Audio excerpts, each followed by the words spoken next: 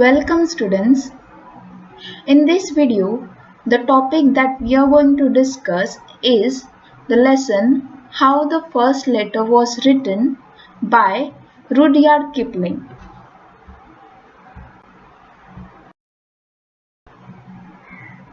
Let us first know more about the author of this lesson, that is Rudyard Kipling. Joseph Rudyard Kipling was born on 30th December 1867 and died on 18 January 1936. He was an English journalist, short story writer, poet, and novelist. He was born in India, which inspired much of his work. He is seen as an innovator in the art of the short story.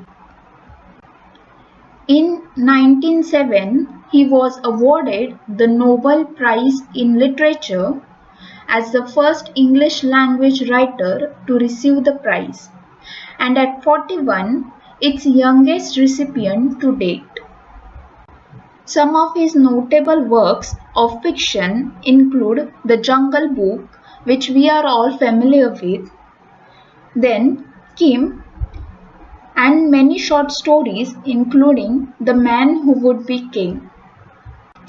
Though best known as an author, Kipling was also an accomplished artist.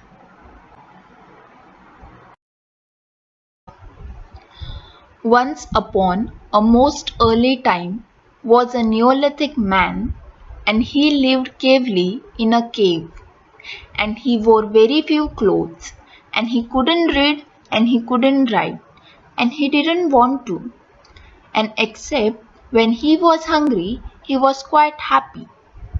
His name was Tegumai Bopsulai, and that means man who does not put his foot forward in a hurry. But we, O best beloved, will call him Tegumai for short. And his wife's name was Teshumai Tivendro, and that means lady who asks a very many questions. But we, O best beloved, will call her Teshumai for short. And his little girl daughter's name was Taphimai Metalumai, and that means small person without any manners who ought to be spanked. But I am going to call her Taffy.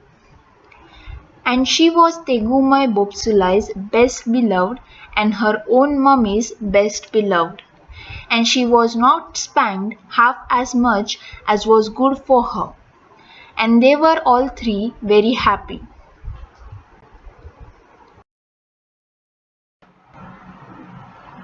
So the story goes like this, that long time ago there lived a Neolithic man. Now Neolithic man means a man from Neolithic age, also known as New Stone Age.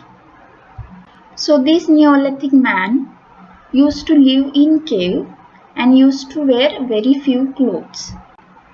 He was not able to read or write, but that didn't bother him. He was quite happy with his life. Except when he was hungry, he used to be angry. The name of this man was Tegumai Bopsulai, and he used to live in a cave with his wife Teshumai Tivendro and their daughter Taphimai Metalumai, but they used to call her Taffy. Taffy was a mischievous child and she used to do mischief from time to time. But they used to not shout at her, but they used to love her, and they were a happy family of three.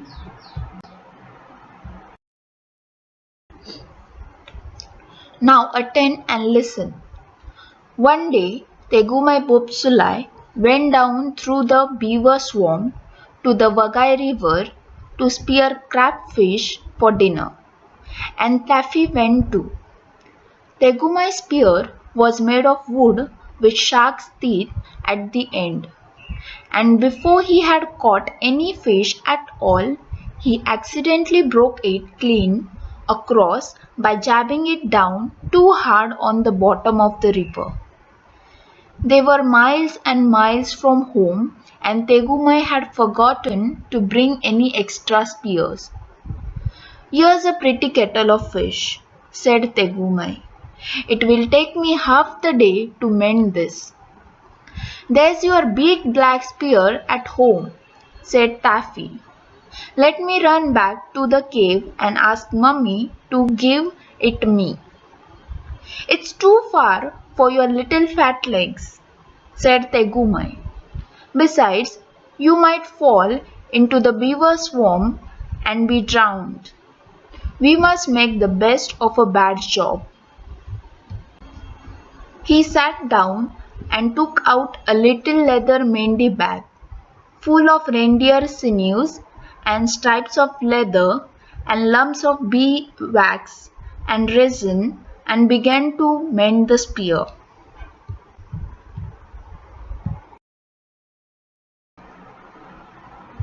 So now, one day, Tegumai and Taffy went to the Vagai River to catch fish.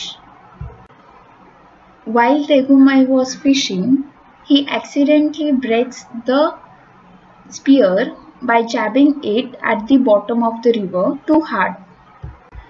Now the problem was that they were miles and miles away from home, and they also forgot to bring an extra spear.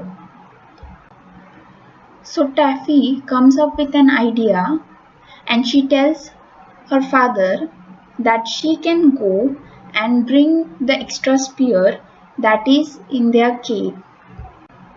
But Tegumai stops her and tells her that her little fat legs will take too much of time to reach to the cave and come back, and there are chances that Taffy can fall into the beaver swarm that they have to cross while going to the cave. So Tegumai starts repairing or mending the spear himself by whatever is available in his little leather Mendi bag.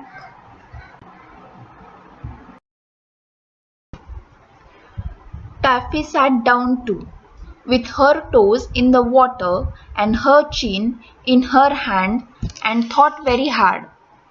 Then she said, "I say, Daddy, it's an awful nuisance that you and I don't know how to write, isn't it?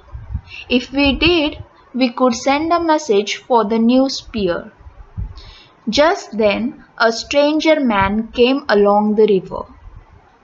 But he belonged to a far tribe, the Tevaras, and he did not understand one word of Tegumai's language.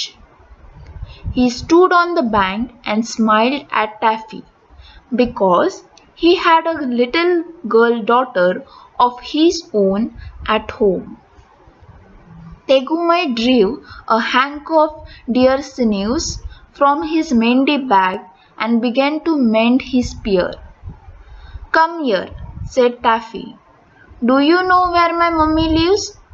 And the stranger man said,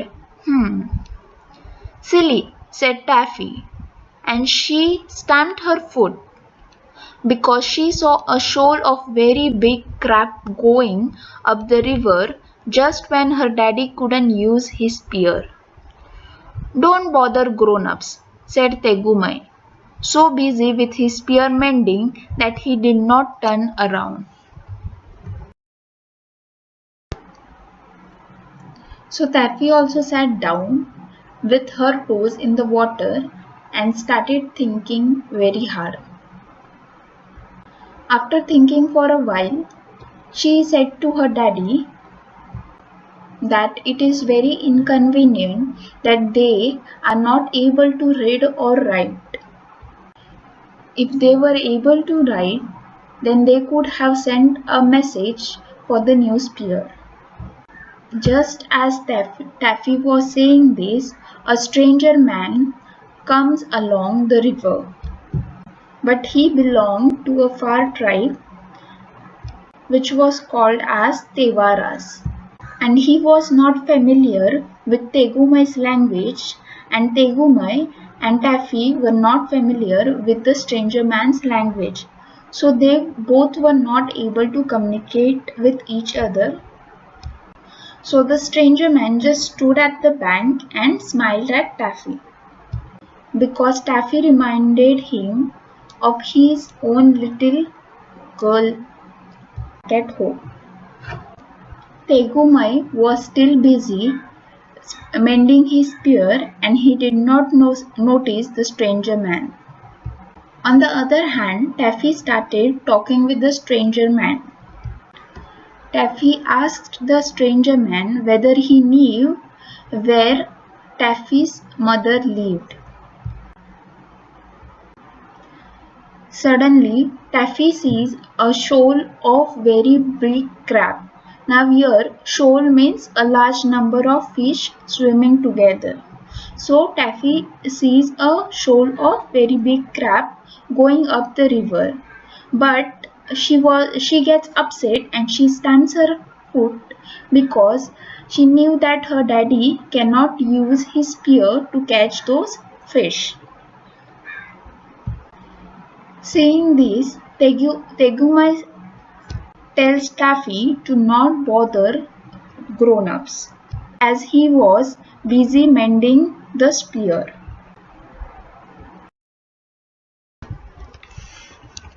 "I aren't," said Taffy. "I only want him to do what I want him to do, and he won't understand."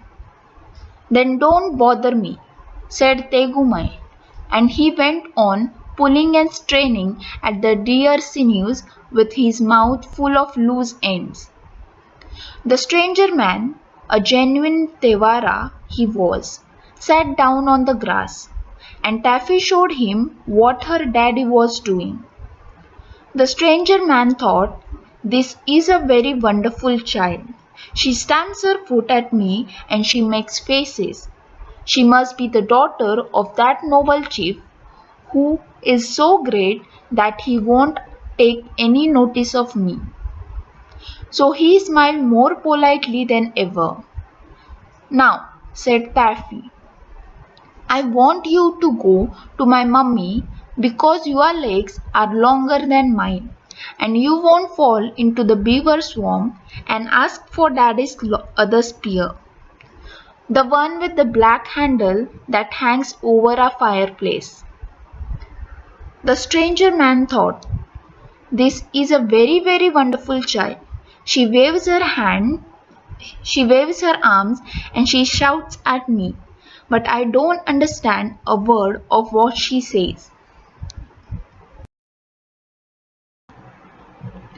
Taffy says that it is not her intention to bother anyone, but she just wants the stranger man to do what she wants him to do. But he was not able to understand anything that Taffy was saying. So Tegumai tells Taffy to not bother him and busies himself in mending spear by pulling and straining at the deer sinews with his mouth full of loose ends. Here straining means putting pressure. As the stranger man sat on the grass, Taffy was trying to show him what her daddy was doing. The stranger man thought to himself that Taffy was a wonderful child. She stamps her foot at me and she makes faces. The stranger man thought that Tegumai was a noble chief, and because he was a chief of a tribe, he did not take any notice of him. And Taffy must be his daughter, and because she is daughter of a chief, she is behaving in such a manner. So he decided to smile more politely than ever. Taffy again started talking to the stranger man. She was trying to explain their situation to the stranger man. So she said to the stranger man that she wants him to go to her mother and bring her daddy's other black spear that hangs over their fireplace. And because he has longer legs than her, he won't fall into the beaver swamp as well. But the stranger man did not understand a word of what Taffy said. So he again thought to himself that she is a very wonderful child. She was a very wonderful child because she waved her arms and shouted at him. He found it strange because, according to him, usually small children don't shout at, at their elders.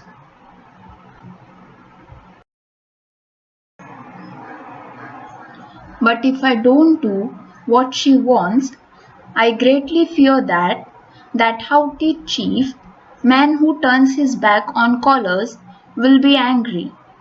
He got up and twisted a big flat piece of bark of a birch tree and gave it to Taffy. He did this, best beloved, to show that his heart was as white as the birch bark and that he meant no harm. But Taffy didn't quite understand. "Oh," said she, "now I see. You want my mummy's living address. Of course I can't write, but I can draw pictures if I have anything sharp to scratch with. Please lend me the shark's tooth of your necklace." The strange man, and he was a Tevara, didn't say anything.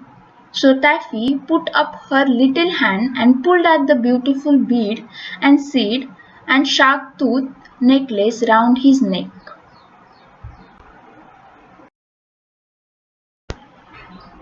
Even though the stranger man did not understand what Taffy said to him, he decided to listen to her and do what she wants him to do because, because he was afraid that if he did not do what Taffy wanted him to do, then the haughty chief will get angry.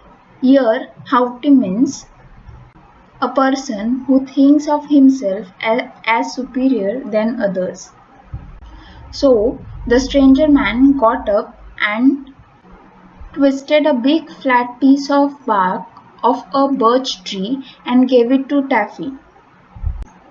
He did this to show Taffy that he meant no harm, but Taffy did not understand it. Taffy thinks that the stranger man is asking her to give her mummy's living address. She says that even though she cannot write, she will draw a picture if she gets something sharp to scratch with. And she sees the stranger man wearing a shark's tooth, and asks him to lend it to her. When Taffy don't get any response from the stranger man, she herself pulls the beautiful bead and seed and shark tooth necklace around his neck so that she can draw with the sharp edge of the shark's tooth.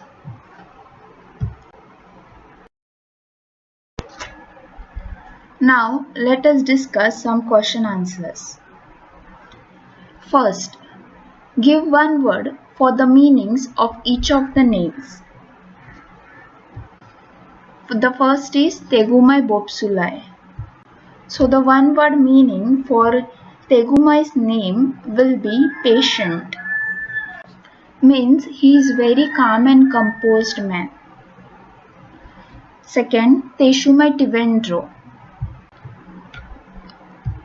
One word for Teshumai is Inquisitive means a curious person. And Taphemai Metalumai means naughty. Second, who is the author telling this story to? The author is telling this story to young children. Next, what was Taffy upset about? Taffy was upset that they did not know to write, otherwise, she and her father could have sent a message for the new spear. Next, why had Taffy stamped her foot? What did the stranger make of it? Taffy stamped her foot because she saw a shoal of very big crab going up the river just when her daddy couldn't use his spear. The stranger thought that she was a wonderful child who was the daughter of the noble chief.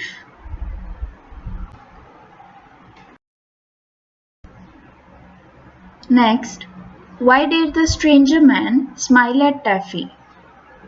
The stranger man smiled at Taffy because he also had a little daughter like her. Next, why did the stranger offer Taffy a big piece of birch bark? The stranger gave Taffy a piece of birch bark as a sign of good intent and that he meant no harm.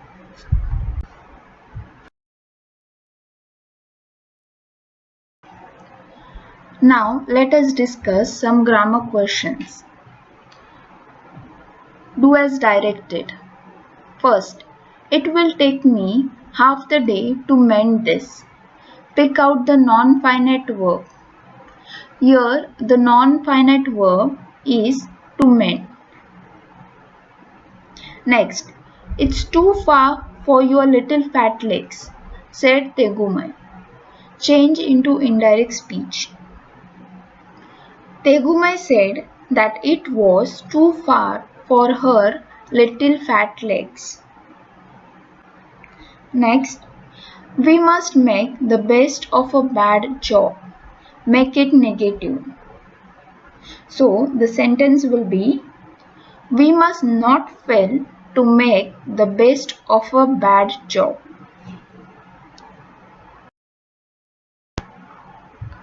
Next, if we did, we could send a message for the new spear. Identify the modal auxiliary and state its function. Here, the modal auxiliary is could and its function is ability. Next, Tegumai drew a hank of deer sinews from his mendie bag and began. Make it simple. Drawing a hank of deer sinews from his mendie bag, Tegumai began. Next, she stamps her foot at me and she makes faces. Use not only but also. So the sentence will be, she not only stamps her foot at me but also makes faces.